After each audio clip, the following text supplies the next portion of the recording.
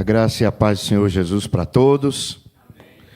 Hoje nós vamos meditar um pouco no Evangelho de Marcos. Por gentileza, abra a sua Bíblia aí. No capítulo 5. Vamos meditar num caso bem grave, impossível para o homem, mas possível para nosso Senhor Jesus Cristo. Graças a Deus por estarmos aqui na casa de oração no dia de hoje, pela vida dos irmãos, das irmãs. Graças a Deus, pastor Zezinho foi para a África, voltou em paz, a missão foi bem sucedida e nós louvamos a Deus por tudo isso, em nome de Jesus. Agradeço a oportunidade que o pastor Zé me concede de pregar e vamos então ler o texto que diz assim, em nome de Jesus. E chegaram então ao outro lado do mar, a terra dos Genezarenos. Tem umas traduções que diz Gardarenos. E logo que Jesus saiu do barco, veio do sepulcro ao seu encontro um homem com um espírito imundo, o qual tinha sua morada no sepulcro, e nem ainda com corrente podia alguém prendê-lo, porque tendo sido muitas vezes preso com grilhões e correntes, as correntes foram por ele quebradas e os grilhões despedaçados, e ninguém o podia domar ou prender. E sempre de dia e de noite andava pelos sepulcros e pelos montes, gritando e ferindo-se com pedras. Vendo, pois, de longe a Jesus, correu e o adorou. E clamando com grande voz, disse: Que tenho eu contigo, Jesus, Filho do Deus Altíssimo? Conjuro-te por Deus que não me atormente. Pois Jesus lhe dissera: Sai deste homem, espírito imundo. E perguntou-lhe: Qual o teu nome? Respondeu ele: Legião é o meu nome, porque somos muitos. E rogava-lhe muito que não os enviasse para fora daquele lugar ou daquele país.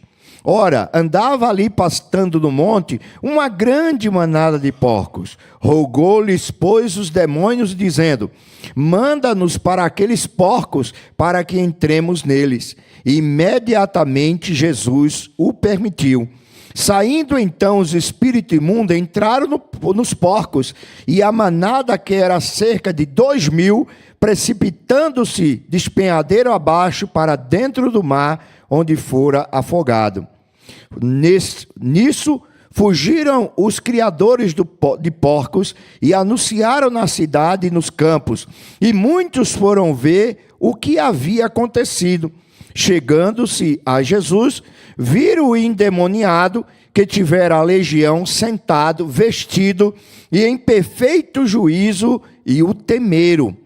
E os que tinham visto aquilo contaram-lhe como havia acontecido ao endemoniado acerca dos porcos. Então começaram a rogar-lhe a Jesus que se retirasse da terra deles. E entrando Jesus no barco, suplicou-lhe ao que fora endemoniado que o deixasse a estar com ele ou ir com ele. Jesus, porém, não lhe permitiu, mas disse-lhe: Vai para a tua casa, para os teus, e anuncia-lhes quão grandes coisas o Senhor te fez, e como teve misericórdia de ti. E ele se retirou, pois, e começou a publicar nas 10 cidades ou Decápolis tudo quanto lhe fizera Jesus, e todos se maravilhavam. Amém, irmão? Amado e querido Deus, nós estamos aqui na tua presença para te rogar perdão de nossos pecados, para te pedir misericórdia para com a vida de todos aqueles que estão aqui e aqueles que nos assistem através das mídias sociais. Deus eterno, venha nos alcançar, venha nos libertar, venha nos abençoar, venha nos consolar, nos ajudar, Senhor, a cada dia seguir e te servir. Perdoa nossos pecados, nossas falhas, e dá-nos uma mensagem que glorifique o teu nome, edifique a igreja e salve vidas. Nós nos colocamos na tua presença, te pedimos perdão, graça, consolação, autoridade e unção, em nome de Jesus, para a glória do teu nome. Amém e amém. Muito bem, meu irmão, minha irmã, pode sentar. O tema que eu quero meditar hoje com você é muito simples. O tema é a libertação de um homem. A Bíblia conta aqui, em Marcos capítulo 5, que este homem vivia numa situação deplorável, humanamente falando. E pelo que o texto mostra aqui, várias pessoas tentaram ajudá-lo. Mas não conseguiram, porque aquela situação era humanamente impossível ajudar aquele homem.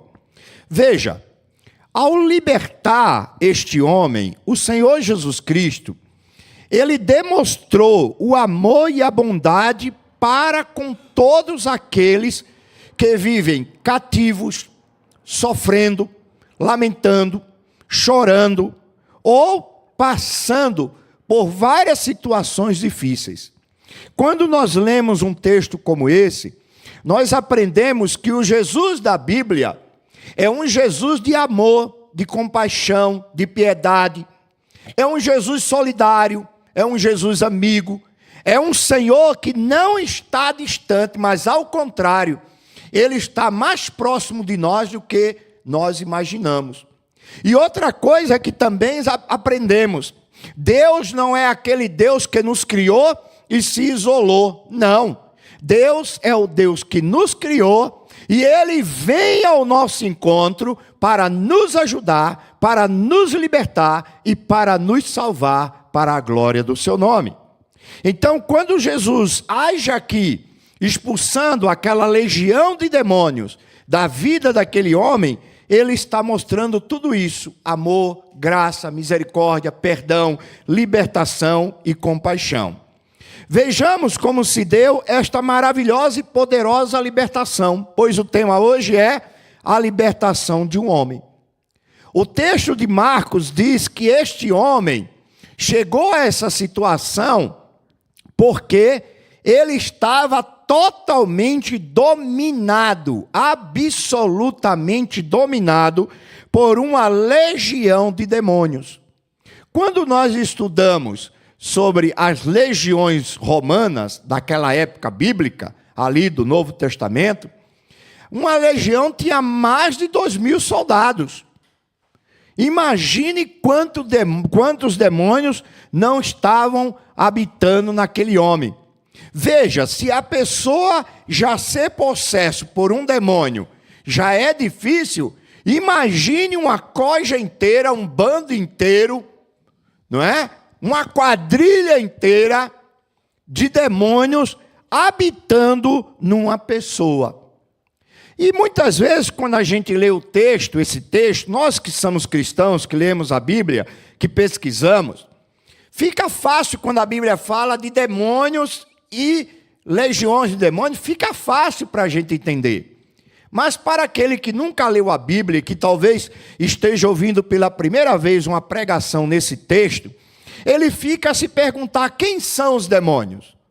E a Bíblia dá a resposta: os demônios são os anjos que, junto com Satanás, se rebelaram contra Deus e tentaram dar um golpe no reino de Deus. Que golpe foi esse? Segundo a Bíblia, eles tentaram destronar Deus e tomar posse dos céus, da terra, do mar e de tudo que neles há. E eles foram incentivados, seduzidos e capitaneados por Satanás, que também é conhecido por diabo. E esse ser, esse anjo, que alguns dizem que era o mais glorioso entre os anjos, ele seduziu uma terça parte dos anjos de Deus. Terça parte do número que a gente não sabe qual é exatamente. A Bíblia diz que lá nos céus existem milhares de milhares de milhares de anjos. Então tem muitos anjos. Alguns dizem que o número de anjos são semelhantes às estrelas que há no céu e o pó da areia que há na praia. Não sabemos com exatidão. Mas sabemos que uma terça parte dos anjos compraram o discurso de Satanás, compraram a ideia de serem liderados contra Satanás e levantaram uma guerra contra Deus. E Deus os venceu, os derrotou. E sendo derrotado, Deus os destituiu de todas as posições, privilégios, honras e glórias que tinham lá no céu. E eles foram expulsos do reino dos céus, junto com o seu chefe, Satanás. Esses anjos que outrora, tanto Satanás como esses anjos que outrora, eram anjos de luz, santo, perfeito, servos de Deus. Agora, depois que pecaram e deixaram o pecado entrar na existência deles, eles se degeneraram, tanto na glória que tinha, agora passaram a ser seres de trevas, como na natureza, eles se tornaram seres iníquos, maldosos. Um ser iníquo, segundo a Bíblia, é um ser que conhece a lei de Deus e tem prazer em transgredir esta lei para afrontar a Deus. Eles são seres malignos, iníquos, e eles servem a Satanás. E qual é o papel desses anjos que foram expulsos para aqui, para a terra?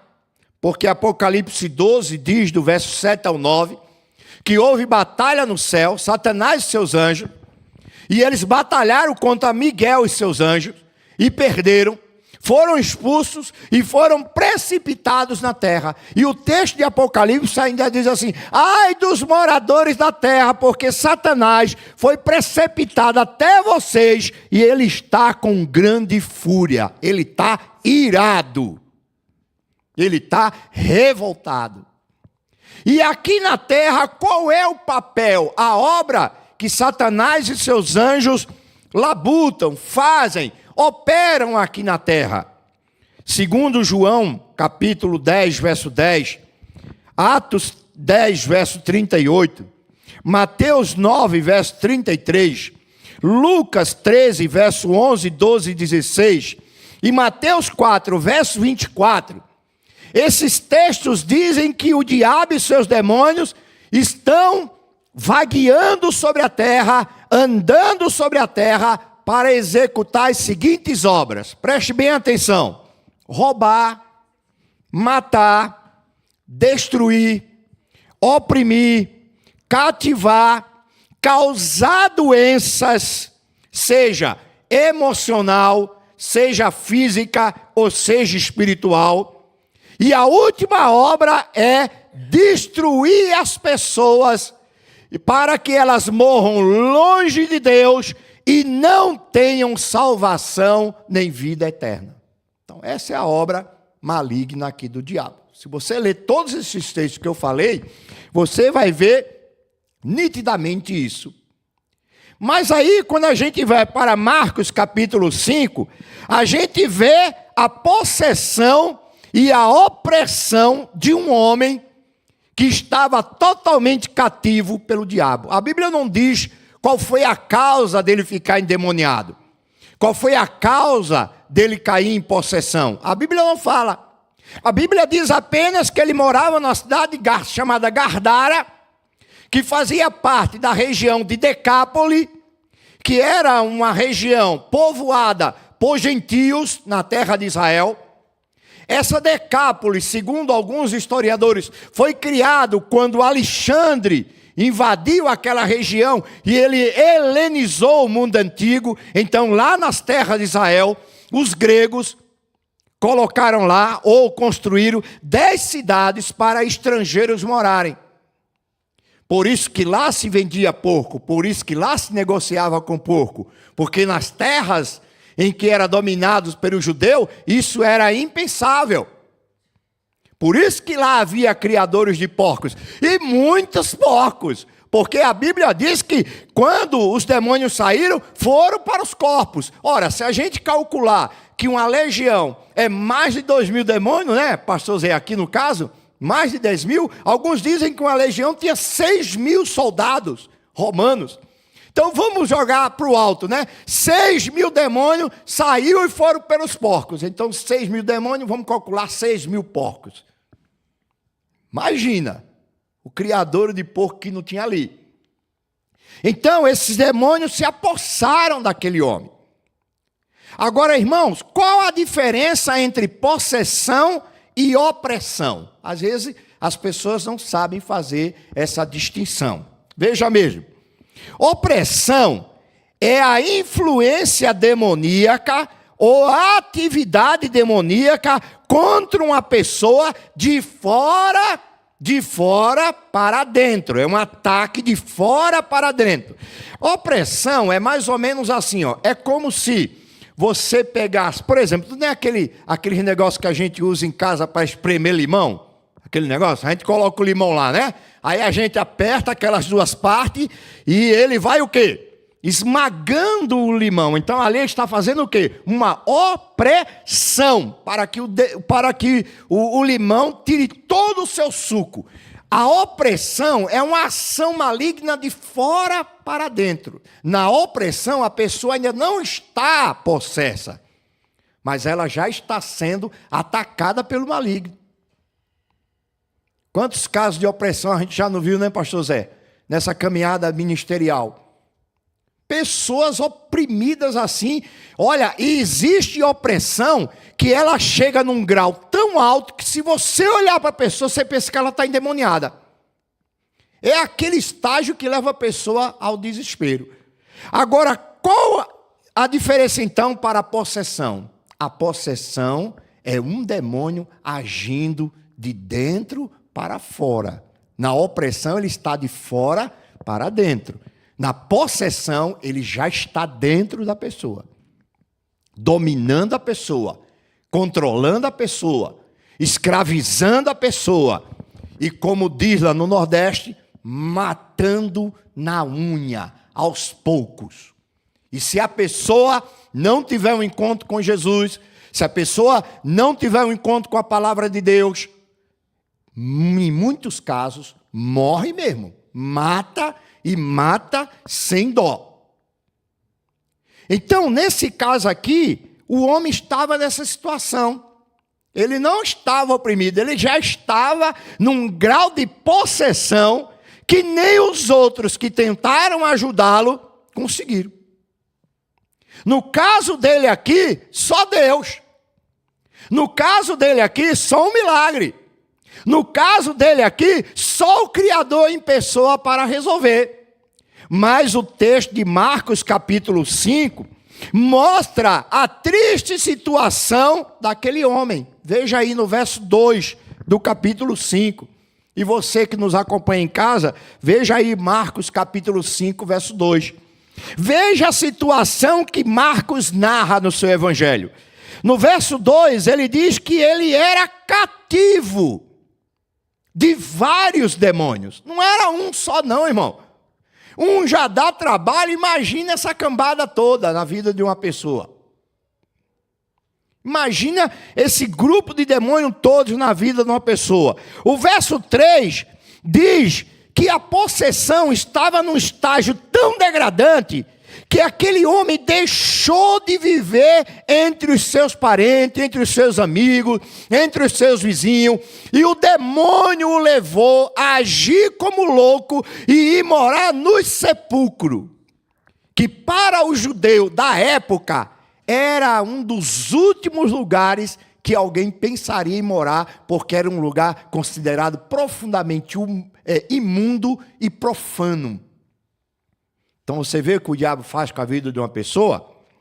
No verso 3 e 4, diz que ele, além de estar possesso, morar nos sepulcros, separado de tudo e de todos, ele era extremamente violento. Eu fico imaginando os vizinhos, amigos, né?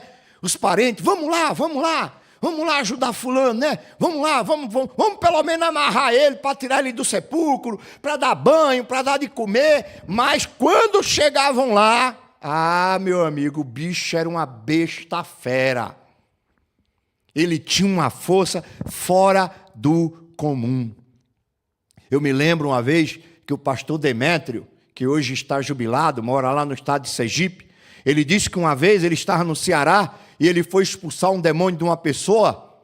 A pessoa pegou ele pela garganta e suspendeu ele na parede. Ele ficou 1 metro suspenso, agarrado no pescoço e só saiu porque era crente mesmo. O povo que estava no quarto correu, todo mundo deixou ele lá sozinho, ele lá suspenso pelo demônio, mas mesmo lá suspenso, Deus deu a ele autoridade, o demônio soltou ele, botou ele no chão e ele expulsou ele em nome do Senhor Jesus, porque nosso Deus é glorioso e maravilhoso.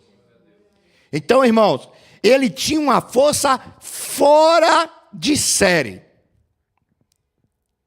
Vamos imaginar aqui, né? Era o Hulk endemoniado daquela época. Só para dar uma dimensão, né? Para quem está nos ouvindo e nos vendo. No verso 5 diz que além dele estar possesso, morar no sepulcro, ser extremamente violento, ele andava como louco.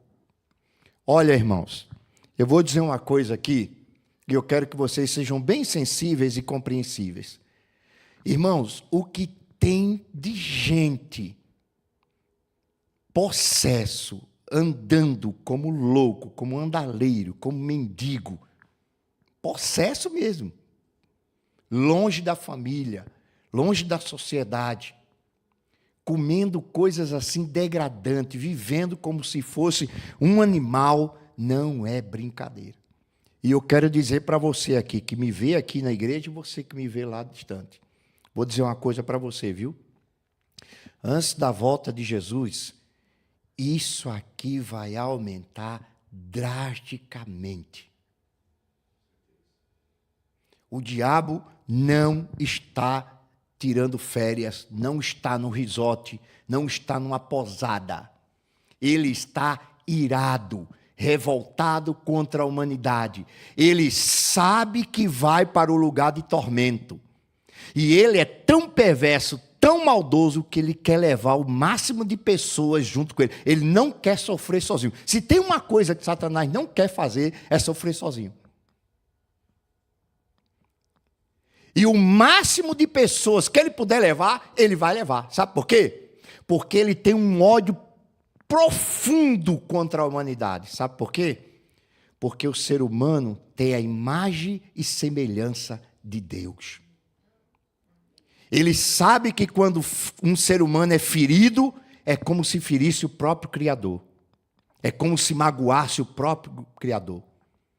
Então, ele causa maldade na sociedade por ser em si maldoso, por odiar o ser humano e por uma obra de perversidade.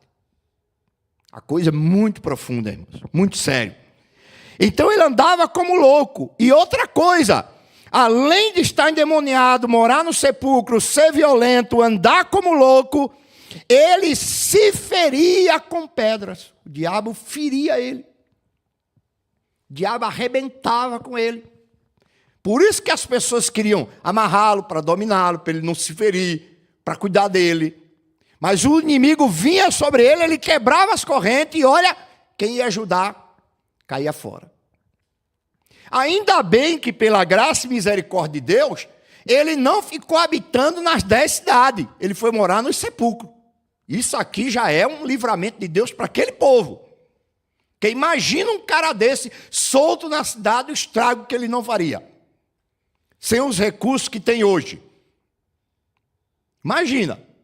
Então, por permissão e graça de Deus, e eu acredito que isso foi permissão e graça de Deus, porque Deus olhou, viu o sofrimento daquele homem e já tinha um propósito no coração de Deus para libertá-lo. Não foi à toa que Deus levou Jesus a pegar um barco, sair da terra dos judeus e ir para a terra dos gentios para libertar esse pobre coitado deste homem. É porque Deus é amor e misericórdia, aleluia. E Ele vê o sofrimento das pessoas. Ele é um Deus bom, compassivo, misericordioso. Então aquele homem se feria com pedras, irmãos. Ele se rasgava com pedras. Ele se arrebentava. Olha que estado terrível, irmão. Eu conheci gente nessa minha vida que ficou endemoniado e os parentes tiveram que trancá-lo dentro de um quartinho. Eu conheci um rapaz no Nordeste que ele vivia trancado dentro do quarto. A família queria colocar ele num centro psiquiátrico, e a mãe sabia que lá iam arrebentar ele. Aí a mãe, coitada, correu atrás de todos os recursos, fez um quartinho, e o filho ficava lá preso, urrando a noite todinha. Ele urrava como um animal a noite todinha. Desde pequenininho, 12 anos. Quando eu conheci ele, ele já tinha 22 anos. Desde pequeno. Tinha uma força, tinha que colocar a comida por debaixo de uma porta, tinha um negocinho assim aberto para você ver ele. Esse ainda, de vez em quando, se reuniam uns homens lá do bairro, segurava ele para o barbeiro ir lá cortar o cabelo. E isso, 1 ou 2 vezes no ano. Fora isso, ele ficava lá dentro do quarto. O sofrimento dessa mãe foi tão grande, e piorou mais ainda de ver o filho naquela situação. Sabe por quê, irmão? Porque quando ele completou 20 anos, o marido dela abandonou ela. Não aguentou o sofrimento do filho, largou ela, deixou ela lá, sofrendo sozinha. E tem gente que faz isso, irmão. Tem gente que quando vê o outro sofrendo, ele pula do barco. Quando está tudo bom, é meu bem, minha querida, minha linda, minha cheirosa. Aí, mas quando o negócio, o calo aperta, o cidadão cai fora. Então, irmão, a situação deste homem era deplorável, minhas irmãs. Era triste. Morando endemoniado, morando no sepulcro, longe do pai, da mãe, do irmão, do tio, da tia, não sei quem eram os parentes dele, a Bíblia não fala. Extremamente violento. Pessoa endemoniada já é terrível, imagine violento. Andando como um louco, gritando, urrando, berrando. E se ferindo com pedra. Se ferindo com pedra. Eu me lembro de pessoas se ferindo quando eu era criança, nas procissões lá do Nordeste, os homens se flagelando. Até hoje tem isso.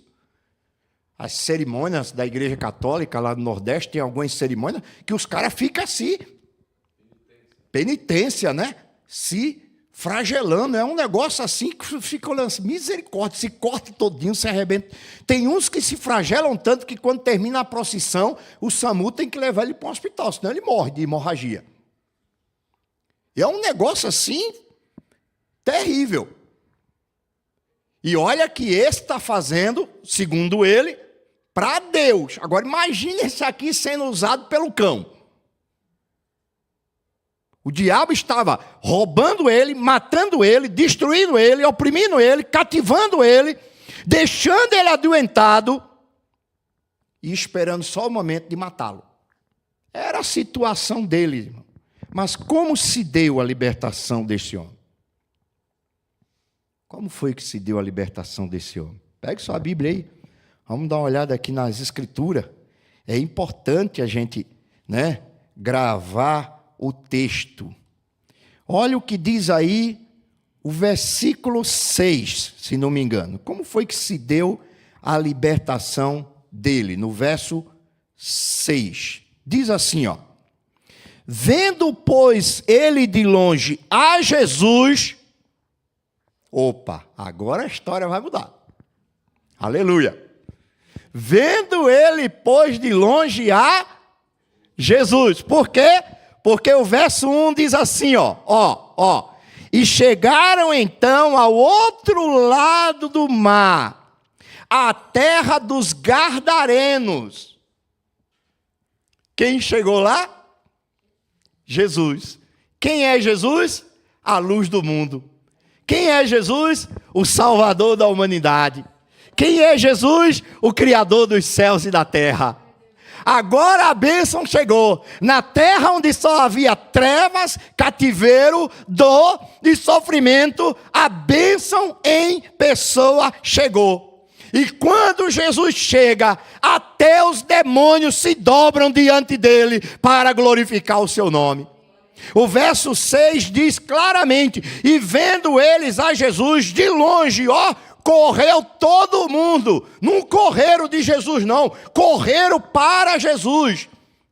E chegando diante de Jesus, jogaram-se aos seus pés, porque quem chegou ali não foi o filho de Dona Maria e de seu José. Quem chegou ali foi Emanuel, o Deus conosco, o Rei da Glória, o Senhor dos Senhores.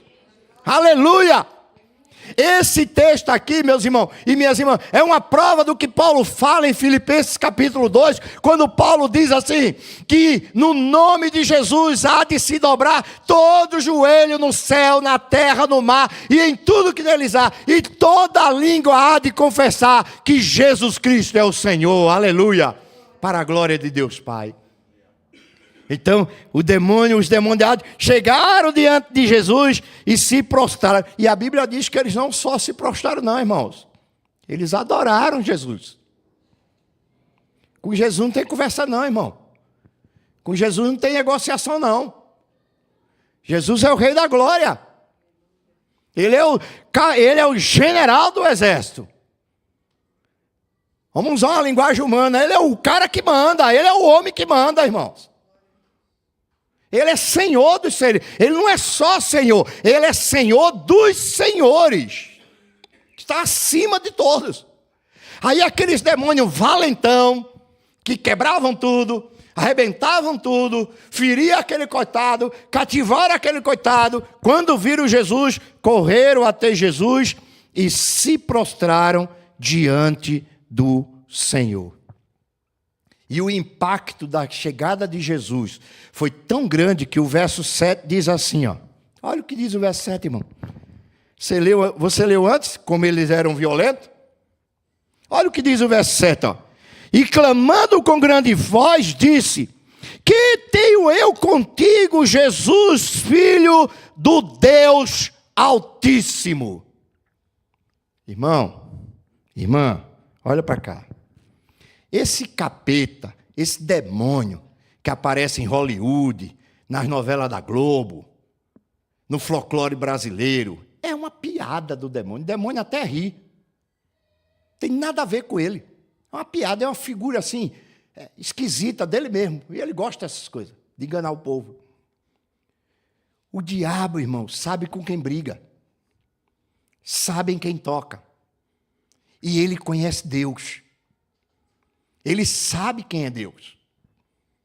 Veja que quando eles chegaram diante de Jesus, olha que diferença. Às vezes os homens ignoram Jesus, blasfemam contra Jesus, despiada contra Jesus, xingam Jesus.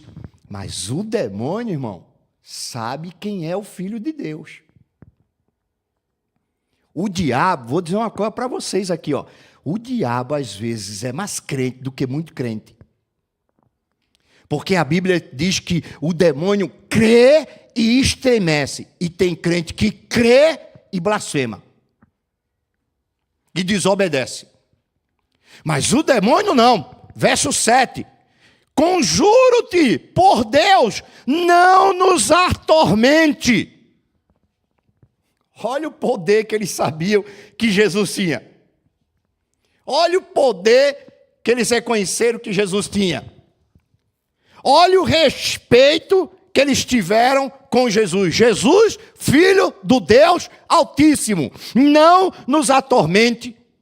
Não nos atormente. Conjuro-te. Peço-te por Deus. Eita, irmão, aqui o diabo tremeu, viu? O diabo tremeu diante do Filho de Deus. Jesus, não nos atormente. Meus irmãos, minhas irmãs, só tem um que pode vencer o maligno, e ele se chama Jesus.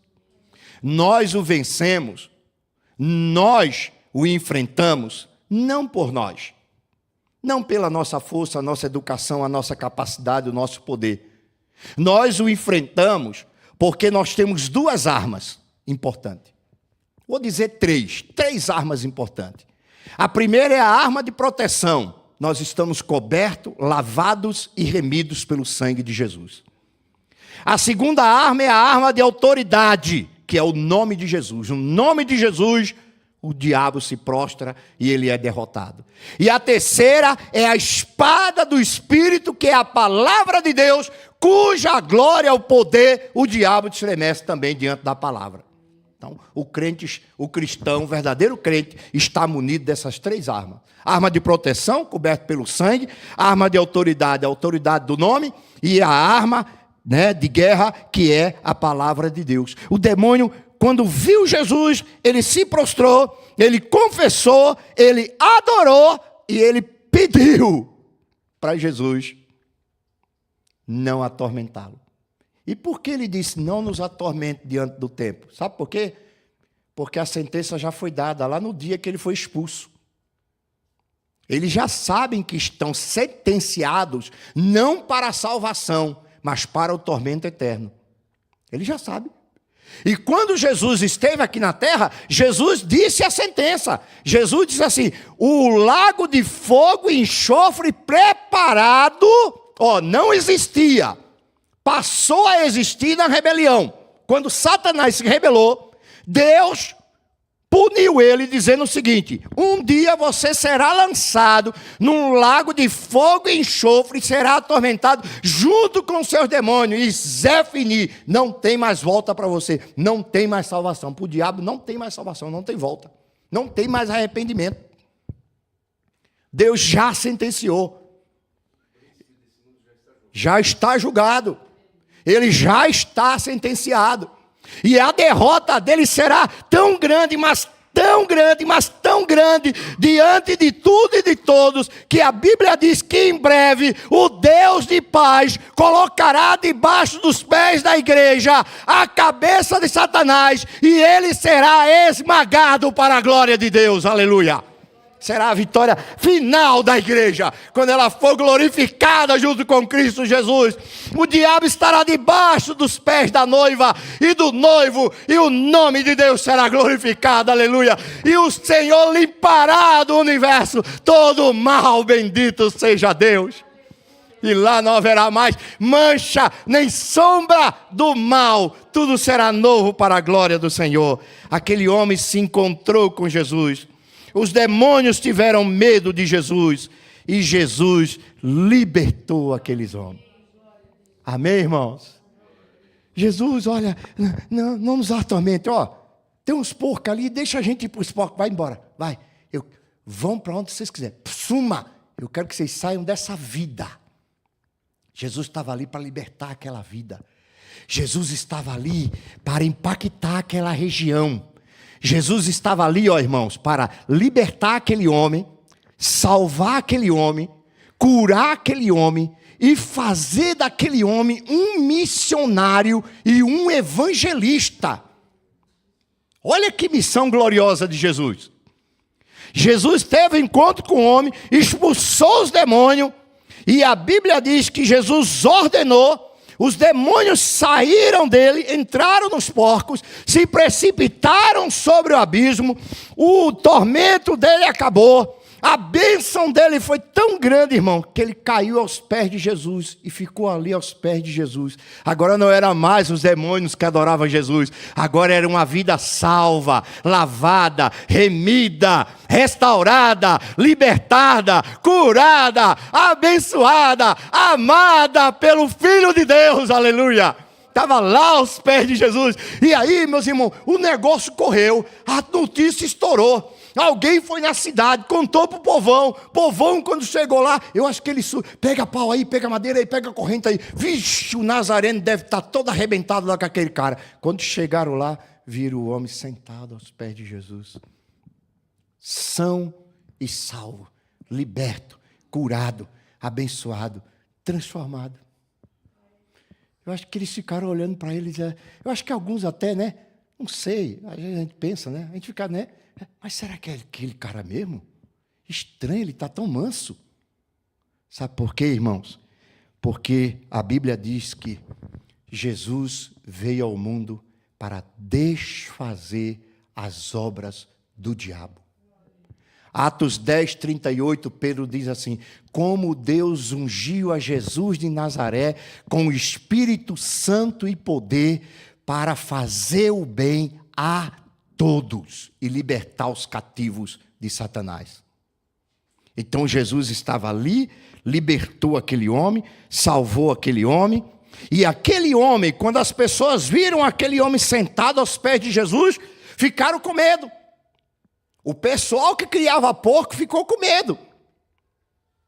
E aí pediram a Jesus: não fica nas nossas terras não. Pega o barco e volta de onde tu viesse. E foram embora, com medo. Jesus pegou aquele homem, ele conversando com Jesus, disse: mestre, deixa eu ir contigo. Deixa eu ir embora contigo. Jesus disse: não, rapaz, eu te libertei porque você tem uma missão. Irmãos, irmãs, olhe para cá, por favor. Olhe para cá. Deus nos libertou, irmão, para nos dar uma missão. Nós temos uma missão aqui na terra. Talvez a sua missão seja ensinar crianças. Talvez a sua missão seja ser músico na igreja, pregador, professor, aconselheiro, evangelizador. Todos nós fomos salvos para sermos úteis no reino de Deus. Deus não nos chamou para ficar na igreja sem dar fruto.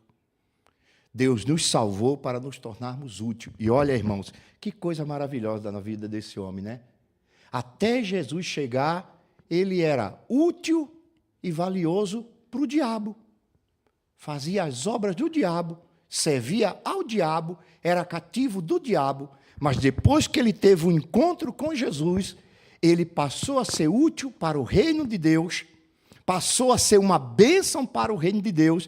E a Bíblia diz que quando Jesus foi embora, ele voltou para as 10 cidades, contou para os seus todas as maravilhas que o Senhor tinha feito na vida dele, e a salvação chegou na terra dos gentios, através daquele homem que foi salvo, que foi libertado. Agora veja, não era mais alguém levando ele para casa acorrentado, né? Talvez chegando lá, a mãe dele se chamava Dona Ruth, Dona Maria, não sei, né? Dona Maria, seu filho está aqui amarradinho, faz um quartinho e põe ele lá. Não, ele voltou com os próprios pés dele, salvo e liberto, transformado pelo poder do Senhor Jesus. Antes ele estava chorando, se ferindo, sofrendo, urrando, violento, louco e perdido na vida. Agora ele voltou com uma mensagem de salvação, de maravilha, de cura e de libertação. Amém, irmãos?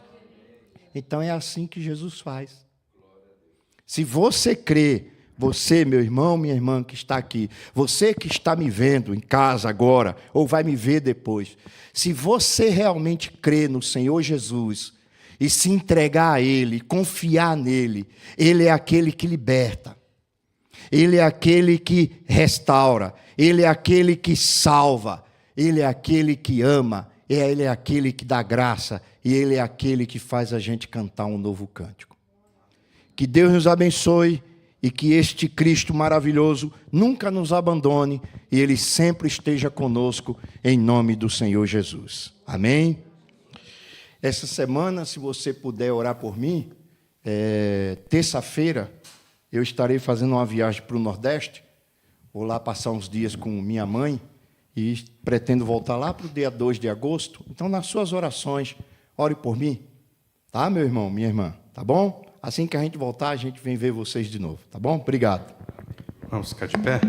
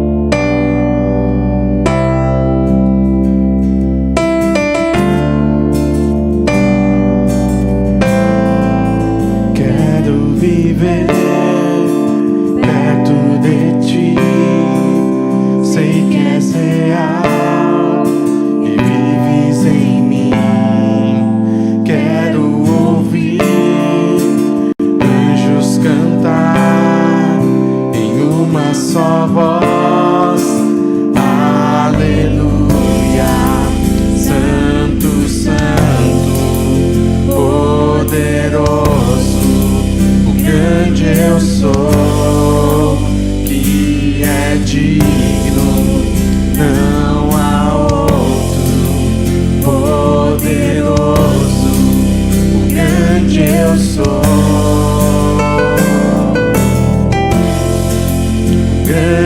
eu sou.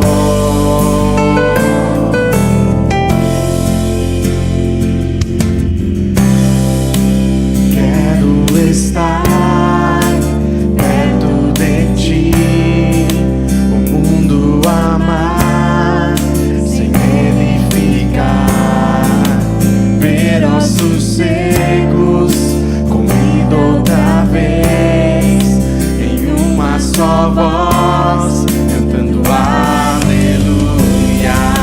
Santo, santo, poderoso, o grande eu sou, que é digno, não há outro. Poderoso, o grande eu sou. Aleluia. Santo, santo, poderoso, o grande eu sou, que é digno, não há outro. Poderoso, o grande eu sou. O grande eu sou.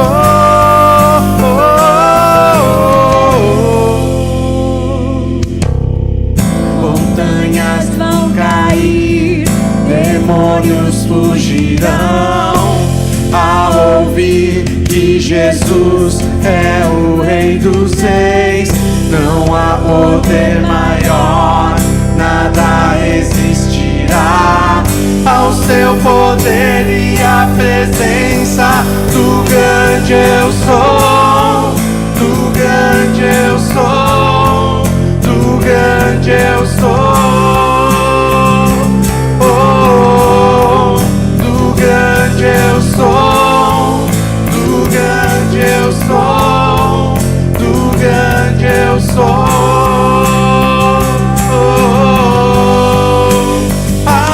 Aleluia. Santo, santo, poderoso, o grande eu sou, que é digno, não há outro. Poderoso, o grande eu sou, o grande eu sou.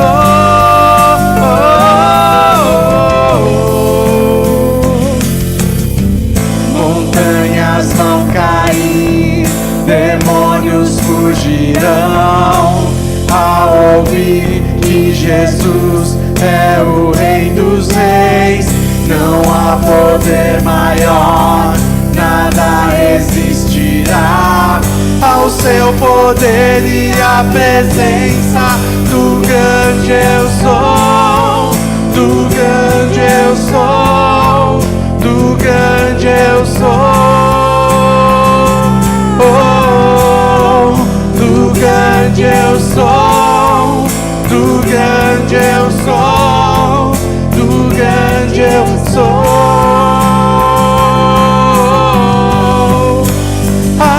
Aleluia. Santo, santo, poderoso, o grande eu sou, que é digno, não há outro. Poderoso, o grande eu sou, o grande eu sou.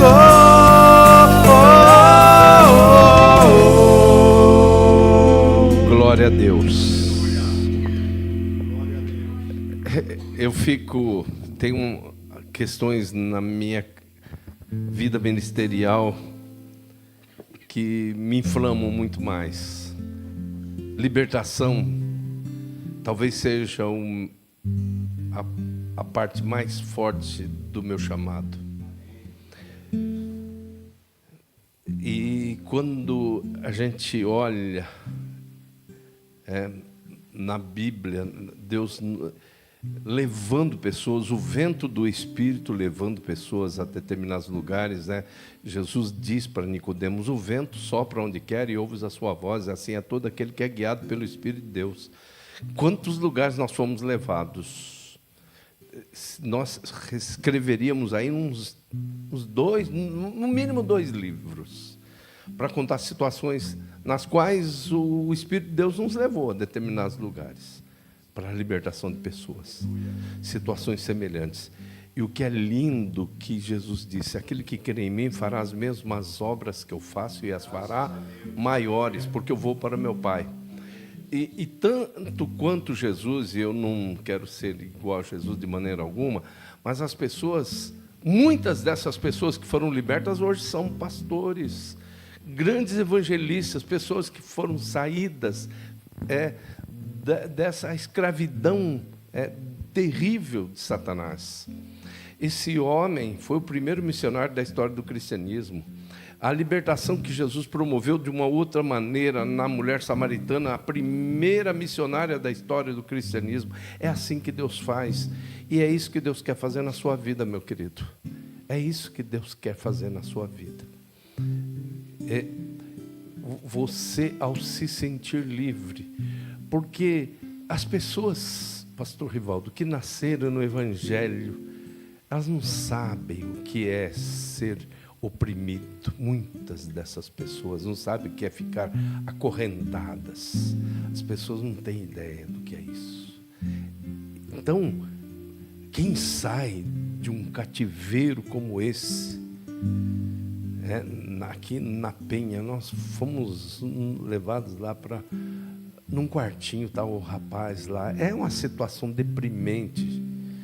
E aí os demônios já gritam: o que vocês estão fazendo aqui? Voltem! E a gente vai lá em nome de Jesus.